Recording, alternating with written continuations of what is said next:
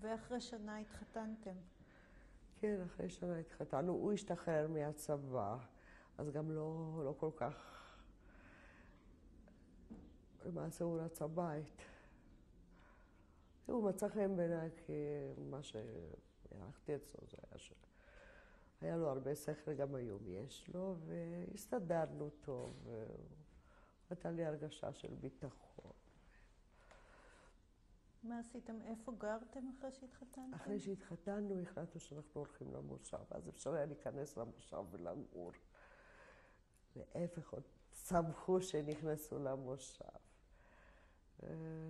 התחתנו, ולא רציתי להתחתן ברבנות. זאת אומרת, לא רציתי חתונה, כי לא רציתי שתהיה לי חתונה עם אבא שלי לא בחתונה. והוא לא רצה חתונה, אני לא יודעת מאיזה סיבה, בכל אופן. הלכנו לפתח תקווה לרבנות, סיפרנו שההורים מתו, ואז לא צריך רשות, והתחתנו ברבנות. רק. אז אני השתחררתי, הלכנו, הוא לקח משק בתל שחר. מושב תל שחר, אפשר היה לקבל בתים כמה שרצו. ואני השתחררתי אחרי עוד איזה חודשיים מהצבא, והייתי נשואה. אחרי שהתחתנתי קצת היה לי מוזר, שאני כבר נשואה. לא לקחתי את הדברים ככה ברצינות. התחלתי לעבוד. במה? במרפאה. נסעתי עם הרופא, עבדתי גם בתל שחר וגם במושבים בסביבה. נסענו בג'יפ לכל המושבים. ואני נכנסתי להיריון. את כל ההיריון נסעתי עם הג'יפ עם הרופא, שכל הזמן פחדתי שיקרה משהו. אבל הוא אמר לי שלא לדאוג. אז נולדה הבת. מתי? ב-51. שמה? מיכל. מיכל. והיא נולדה מתי ב-51? בדצמבר, סוף 51. זאת אומרת, בערך 10 חודשים או 9 חודשים אחרי החתונה. לא היה לנו חשמל, לא היה לנו מים, לא היה לנו כלום שם. אבל מאוד נהניתי, כי רציתי לגור בכפר. יכול להיות שבגלל הכפר הזה בפולניה.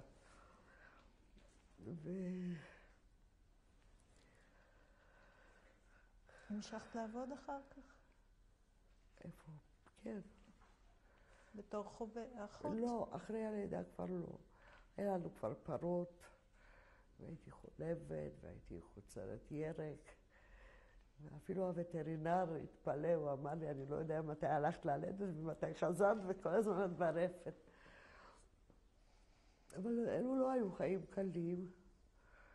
בפרט שם במושב הזה הייתה איזו תוכנית, שבדיוק הבית שלנו היה צריך להיות אגם. אז החלטנו שאנחנו עוזבים ועוברים למושב שיתופי. ולאן עברתם? לכפר חיטים על יד טבריה. ואחרי זה... הייתם שם הרבה זמן? היינו שם תקופה לא ארוכה. החלטתם שזה לא בשבילכם? לא, כולם היו בולגרים. והייתה מנטליות שונה לגמרי. והם כולם לא סבלו אותי, איך הוא לקח אותה וככה הלאה. היו מאוד מאוד ככה בתוך עצמם. היו מאוד מאוד שונים. שנינו לא הרגשנו טוב שם. וגם היות והוא היה מאוד צעיר, ואני הייתי צעירה, ניצלו אותנו בעבודה, הוותיקים לא כל כך עבדו, אנחנו עבדנו. ואז שלחו אותו להיות מדריך פה ברמות מאיר, מטעם הסוכנות, זאת אומרת, הם קיבלו את המשכורת. ואז החלטנו פשוט לעזוב את המושב ולעבור בתור שכירים, בתור מדריך בסוכנות, לעבוד ברמות מאיר. ואני הייתי בתור חובשת. עברנו לגור ברמות מאיר. מתי עברתם לסטריה? לסטריה אחרי הרבה זמן, אנחנו עברנו עוד כמה מקומות. אז תספרי. כן, אחרי זה ברמות מאיר היינו כמה שנים, שזה היה מאוד נחמד. הילדה גדלה שם חופשייה, והיה ממש כזה מקום יפה גם. ואחרי זה העלו אותו בדרגה בסוכנות, את בעלי, אז אמרו לנו שאנחנו חייבים לעבור לבית שמש לגור. הוא עבד באזור כבר כמה כפרים. אני מאוד לא אהבתי את בית שמש, אבל עברתי לגור, וחיפשתי רק את הרגע לצאת משם. ואז חיפשנו הרבה זמן, ומצאנו את המשק הזה שהיה למכירה. בעלי לא כל כך התלהב לבוא לכפר, הוא יותר רצה לירושלים, או בעצם ירושלים, מה שהוא רצה. ואני לא. אז בעצם הייתה פשרה גדולה מצידו לבוא למושב. אף פעם לא אהב את המושב הזה ולא אהב את האנשים פה.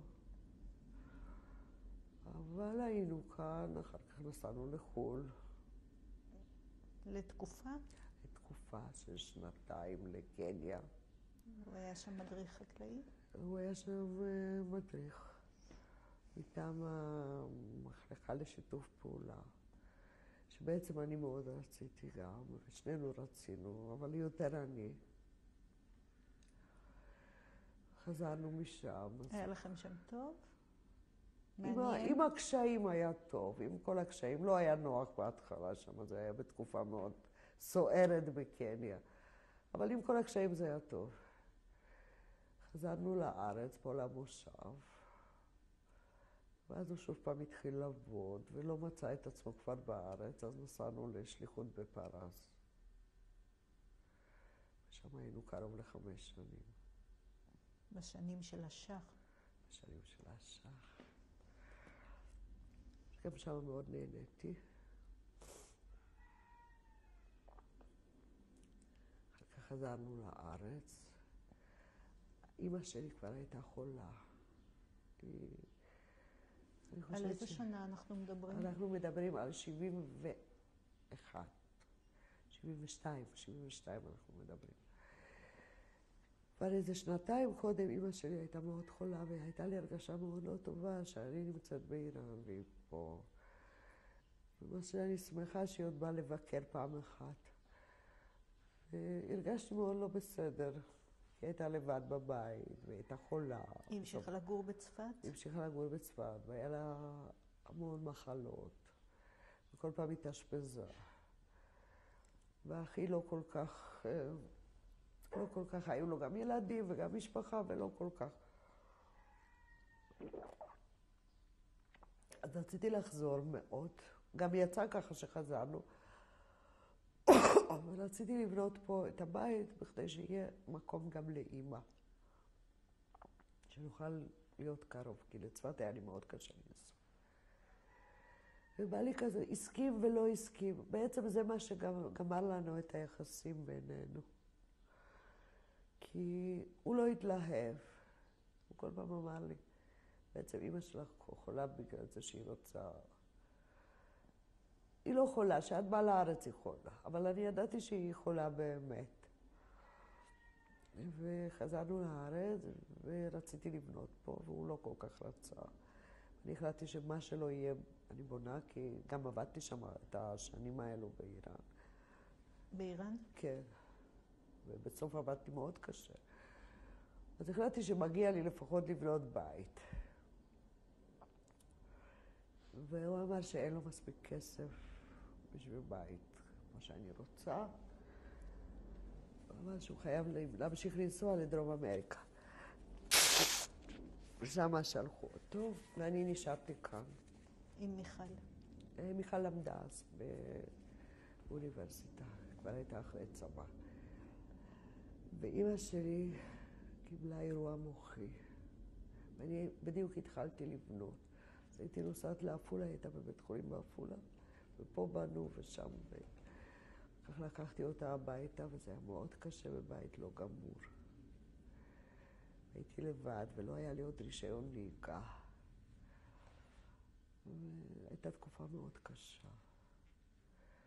כך אשפזו אותה בהרצפורד, בגדרה. ונסעתי, ופה הבנייה הייתה בעיצומה.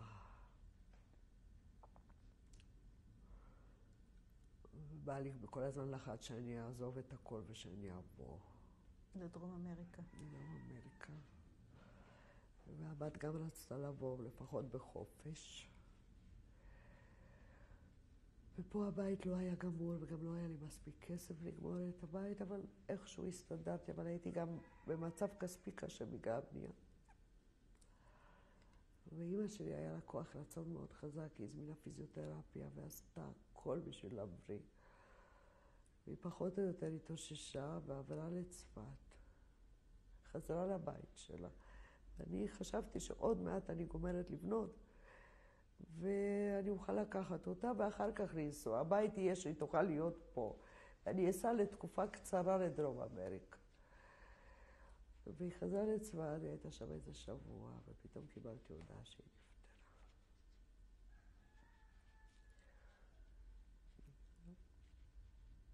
מתי זה היה? זה היה ב-73.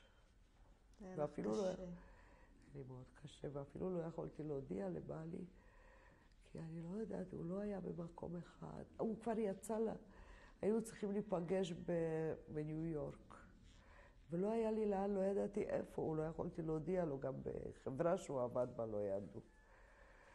וקבענו תאריך, ככה שאפילו לא יכולתי לשבת שבעה, ופה הייתי צריכה לסגור איכשהו את הבית, ולא יכולתי לשבת שבעה, אחי ישב, בשביל להגיע בדיוק בתאריך שקבענו ביום המסוים הזה.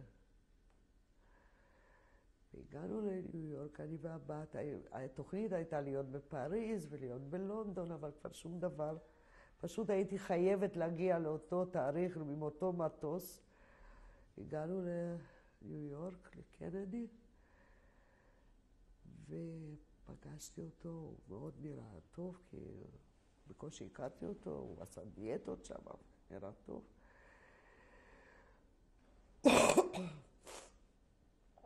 נכנסנו למונית, הוא אמר שהוא הזמין מלון, ויש תוכנית של טיול לג'מייקה, לכל מיני מקומות. ואני אמרתי לו, אתה יודע שאמי נפטרה? אז הוא אמר לי, כן, וזהו. אז החלטתי שאני מתגרשת. זהו, זה היה הקש ששבר את גב הגמל. הוא אמר לי, כן, אבל ניסה וזה וזה. באותו יום החלטתי שזהו זה.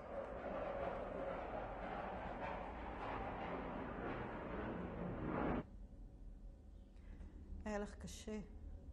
כן. וחזרת הביתה. לא תקף. זאת אומרת, אז החלטתי, כי נוצר איזה חוסר אמון כזה, לא יודעת. היא מאוד אהבה אותו.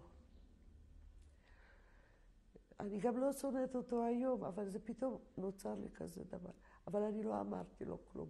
דווקא הוא אמר לי אחר כך שהוא רוצה להתגרש.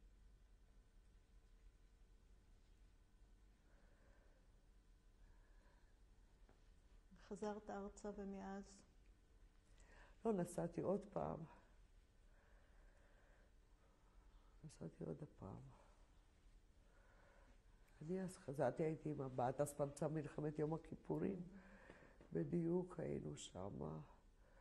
כי הוא לא היה שלם עם זה, הוא ביקש ממני באמת, כי הוא הכיר שם מישהי שהיה בדרום אמריקה באותה תקופה.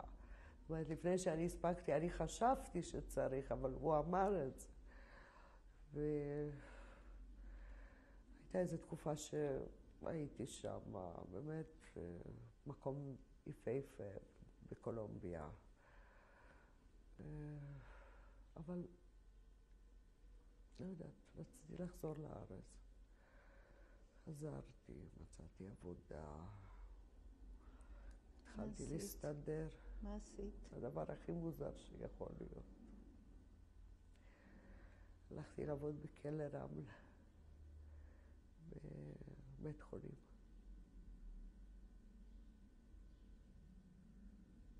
שזה בטח היה לך מאוד מעניין. לי מאוד קשה. ולא סיפרתי למנהל שם, המחלקה הפסיכיאטרית, כי הוא שאל אותי אם יש לי איזה קשר, אם יש לי איזה זה, אמרתי לו שלא, אבל רציתי להתנסות בזה. קשר למה? אם פעם הייתי בבית סוהר, אם זה מזכיר לי משהו, אם זה נותן לי משהו. אבל... היה לך קשה לדבר על זה. לא, ידעתי שלא יקבל אותי אם אני אגיד לו. זה מה שחשבת. כן. ועבדת שם הרבה שנים? שנה. יותר לא יכולתי.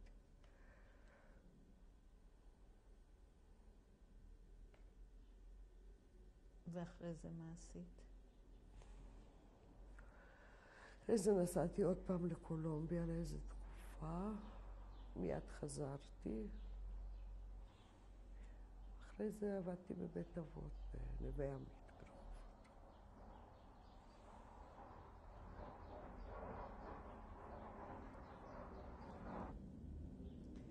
לילי, ומה עושה מיכל? מיכל כרגע היא בארצות הברית. היא למדה עבודה סוציאלית, אבל היא עבדה פה בארץ קצת בזה, ושם היא לא המשיכה בארצות הברית. היא למדה עוד תואר שני. היא למדה לצייר, היא נשואה, יש לה 3 ילדים. מה השמות? אימא מאוד טובה. מה השמות של הנכדים? לנכדה קוראים רותי. שהיא נולדה מתי? שהיא נולדה ב-79, ואחר כך נולד נועם 1.5 אחרי זה, ודני נולד כבר 4 שנים אחריו. הם נולדו בארץ? כולם בארץ.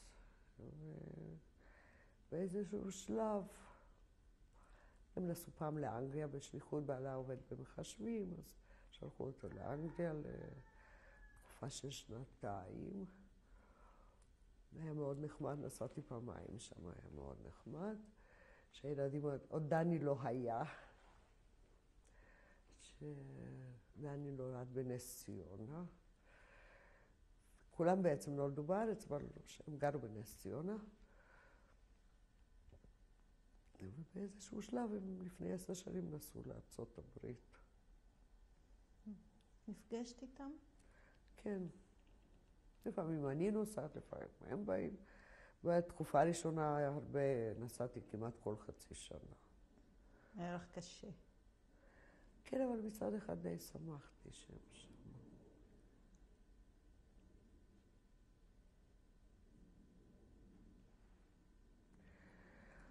רציתי שיהיה להם טוב. פה התנאים לא כל כך קלים, אפילו שהוא הרוויח טוב. ואני לא יודעת, אני חושבת שהעולם הוא גדול וצריך ליהנות ממנו. תמיד יכולים לחזור לכאן, אבל קצת לראות וקצת להסתובב וקצת לקבל אופקים יותר רחבים. והיום אחרי כל כך הרבה שנים לא קשה לך שהם שם? לא. מה? את רואה אותם לעתים תכופות? אני רואה אותם פעם בכמה חודשים. הבת הייתה לבד פה לפני חודשיים. הילדים כבר גדולים. נפגשנו בקיץ בפולין.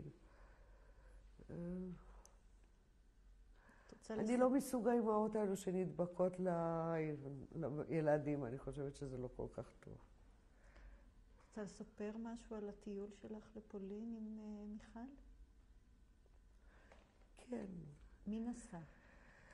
אני נסעתי מהארץ וקבענו שניפגש בוורשה. הבעל של מיכל הזמין חדר במלון בוורשה. הם היו עם כל הילדים? לא, הוא לא בא. היא באה עם 2 הבנים. הבת הייתה בצרפת באותה תקופה, והבעל היה נשאר בארצות הברית. ואני הייתי אמורה להיפגש איתה בוורשה בבית מלון. אני הגעתי כמה שעות קודם, וכשהגעתי לפולין פתאום הרגשתי שאני בבית. הרגשתי איזו תחושה נורא מוזרה.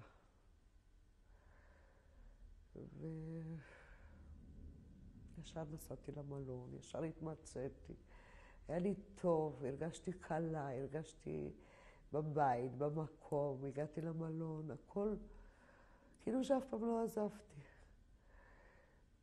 להפך, עוד במלחמה, הזיכרונות שלי היו מאוד קהים, שחורים, לא טובים. פתאום ראיתי שהכל יפה, והכל פורח, והכל... הכל שלא זכרתי את זה כל כך יפה. נסעתי למלון, היחס שקיבלתי זה היה מעל ומעבר, באף מקום עוד לא קיבלתי יחס כזה טוב. התלבשתי, הסתדרתי, נסעתי לשדה התעופה, הם נתנו לי נהג, נסענו לשדה התעופה לקבל את הבת והנכדים. היא התפלאה שאני כבר עננה ושאני כבר באה לקבל אותה.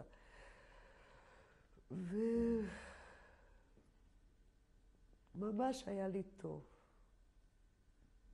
ממש טוב. הייתם במקומות שהיית בהם כילדה? לאן נסעתם? הלכנו, קודם היינו בוורשה, כי במלון שם הוזמן ליומיים. אז הלכתי למקום של הגטו ורשה, שכבר לא קיים. נזכרתי שם בבית קברות שזה היה ממוקם ליד הגטו. שבשביל לצאת קצת מהצפיפות הייתי הולכת, זה היה בית קברות מאוד יפה. הייתי הולכת לטייל שם. כילדה. כילדה.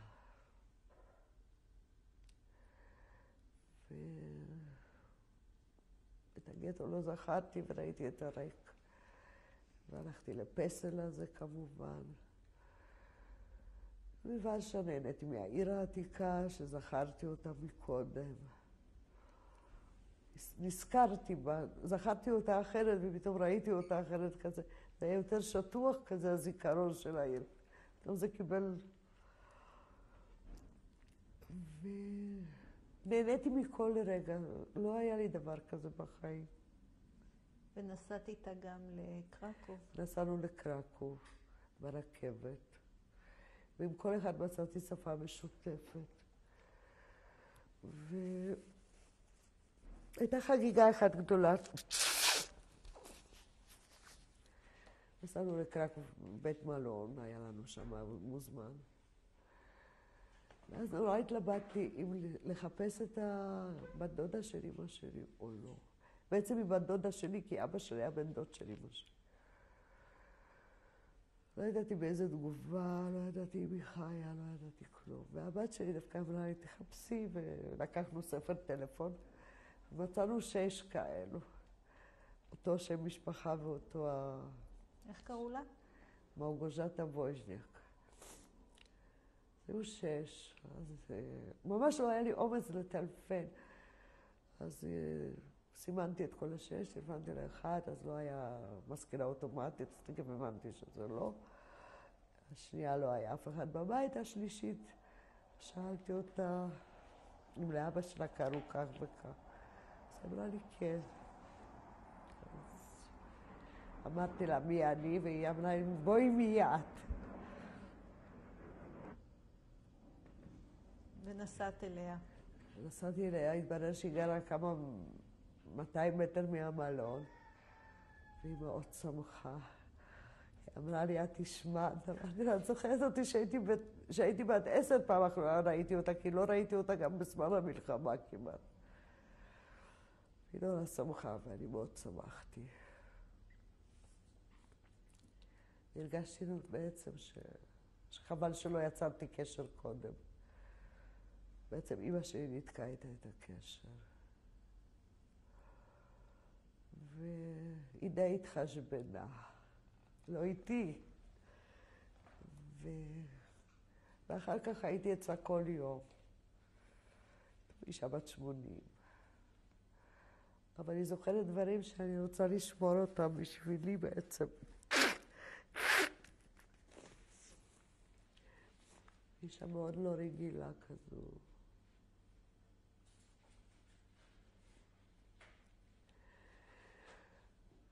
ומאוד הצטערתי שבעלה נפטר, ושלא ראיתי אותו, הוא נפטר ב-91.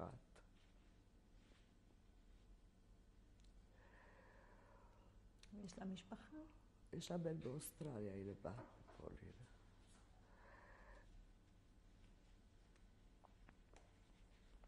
אני מאוד רצה שאני אבוא אצלה, אבל אמרתי לה שאני מעמד במלון, אז בפעם הבאה.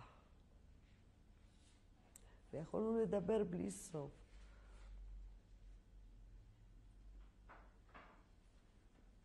אבל הרבה דברים התבררו לי. המון דברים התבררו לי. על המשפחה. על המשפחה, שלא ידעתי אותה. וגם היום אני מתקשרת אליה כל שבוע, היא כבר כועסת אם אני יום אחד מאחרת. היא מאוד רוצה שאני אבוא בפעם הבאה, שניסע יחד למקום שהיא נולדה, שזה היום אוקראינה. אז באמת אמרתי לה שניסע יחד.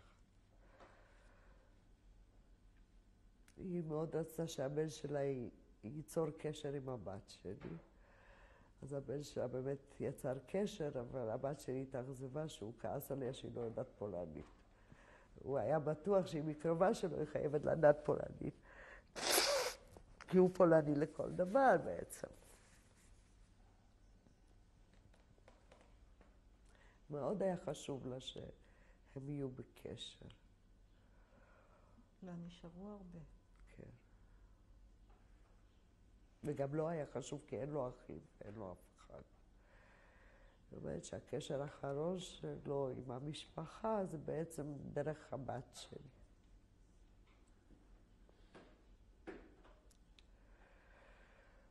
ונסעת גם לכפר. נסעתי לכפר. שלא זכרתי, אני נסעתי, פתאום התברר לי שאפשר לנסוע לשם עם חשמלית. ואיבדתי את הזיכרון, כמה שזה קרוב. לא זכרתי שזה כל כך קרוב לקרקוב, שזה בעצם פרבר של קרקוב כבר. והגעתי לבית ברזח שם.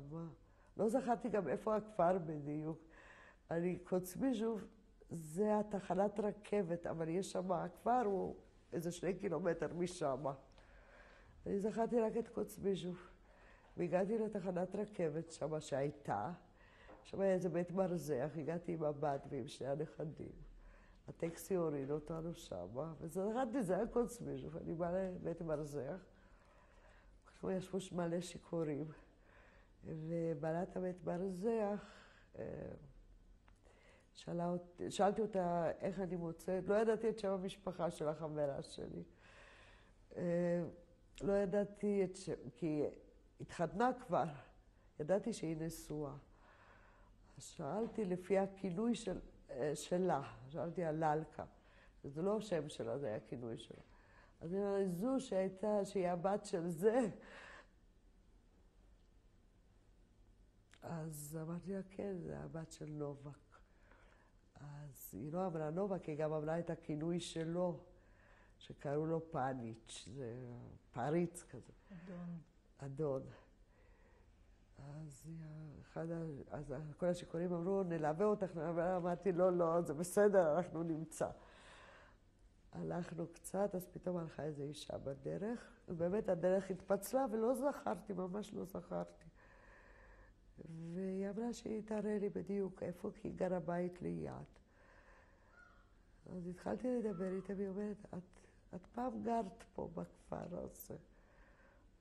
ואני שמעתי עליך הרבה, אז אמרתי לה, איך את שמעת עליי? היא אומרת, בת כמה? היא אמרה לי, בת 36. אמרתי לה, את לא יכולת לשמוע.